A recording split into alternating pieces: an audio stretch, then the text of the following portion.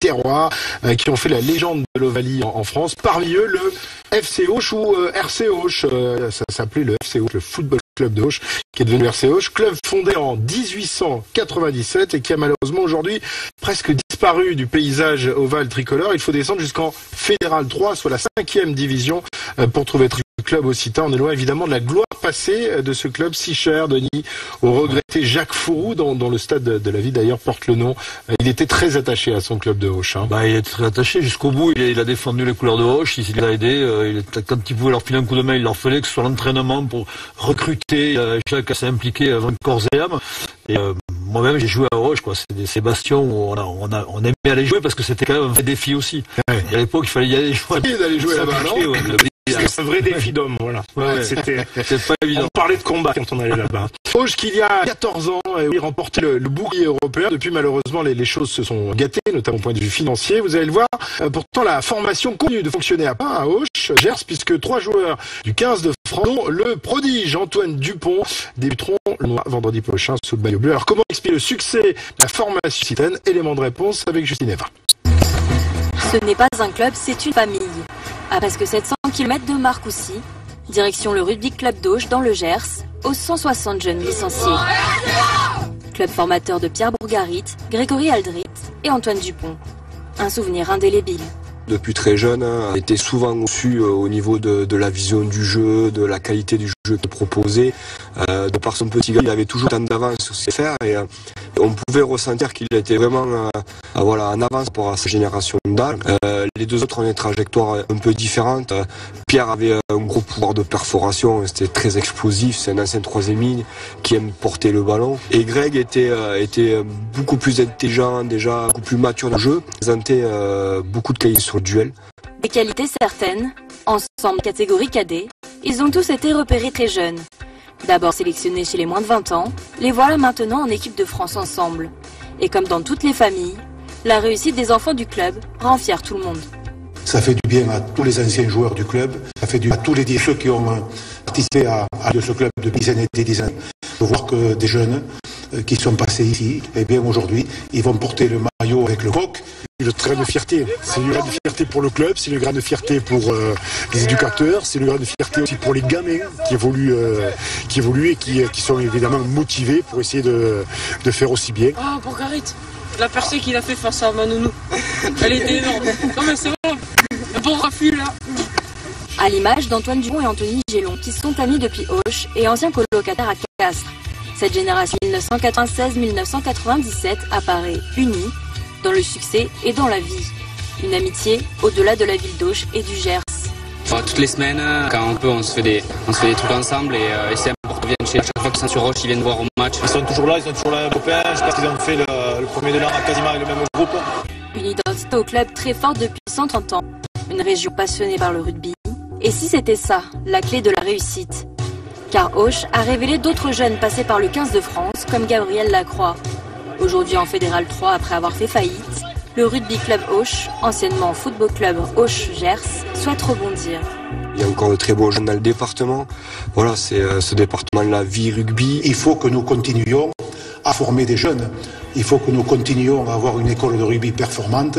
Espérons que les jeunes sortent d'ici et puissent s'épanouir dans le rugby pro.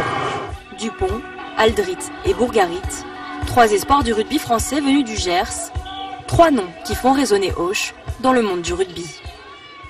Bourgarit, Lacroix, Guillon, Mignardi, Aldrit, Gélon. Vous n'avez pas parlé de Jacques Brunel qui était longtemps à l'arrière du Et oui, tu as raison, Jacques Brunel. Qui a joué pendant 10 ans à l'arrière de Auch. Qui a bien gardé l'accent de... Qui a été très fidèle à ce club. Alors Laurent, on s'est amusé justement à faire un 15 All-Star de l'histoire du FC ou RC Auch et les Gersois peuvent être fiers de ce 15-là. Hein. Transgénérationnel, hein, pas de problème. Hein. C'est une équipe qu'on peut étaler sur une 50aine d'années. Un pilier gauche, Barcella, à droite, Mankasca.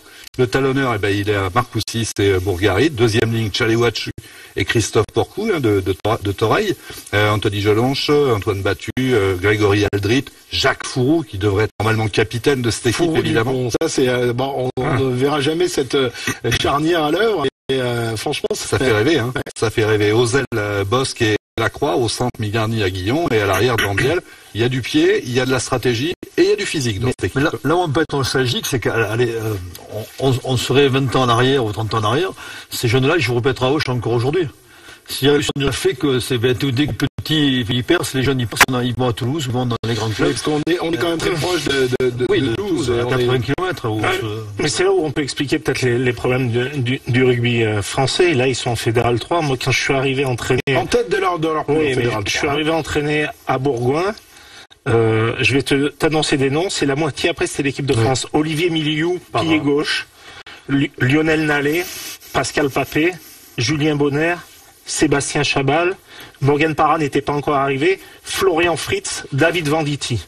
Ces joueurs jouaient à Bourgoin quand je suis arrivé. Alors, il y avait les frères Torres, etc.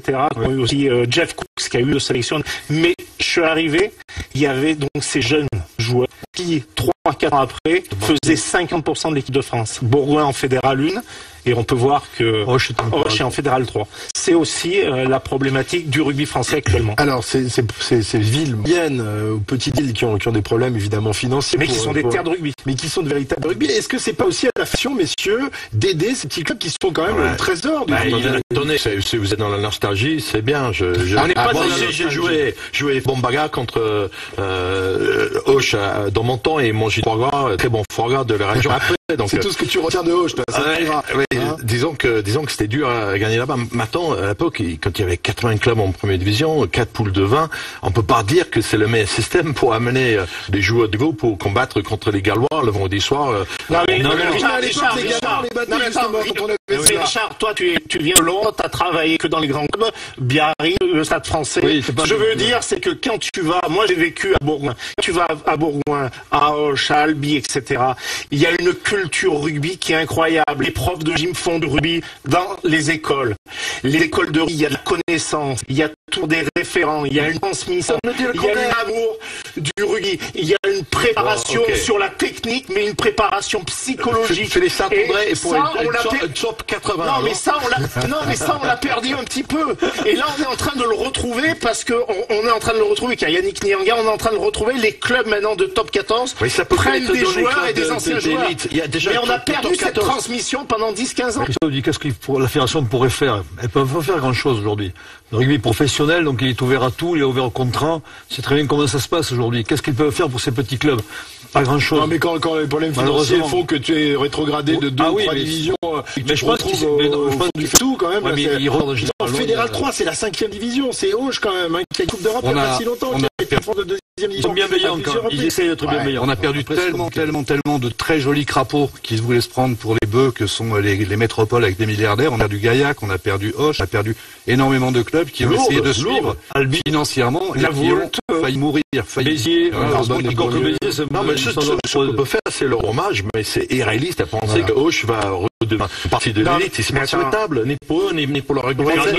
Par contre, moi j'adore y aller.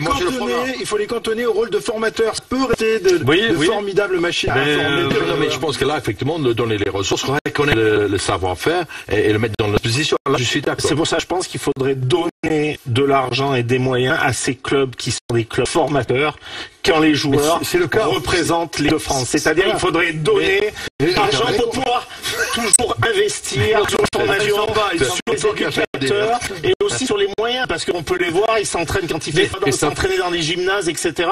Et il faut pas perdre cette connexion avec le rugby du terroir. Christophe, il faut appliquer ce que fait le football. L'exemple vient du football. On a tenté de le mettre en place depuis 2 ans, mais ce sont des sommes qui sont dérisoires, quelques centaines d'euros. Lorsqu'un Antoine Dupont, par exemple, Auch et signe à pour un montant de, je ne connais pas, disons 150 000 euros, eh bien on doit donner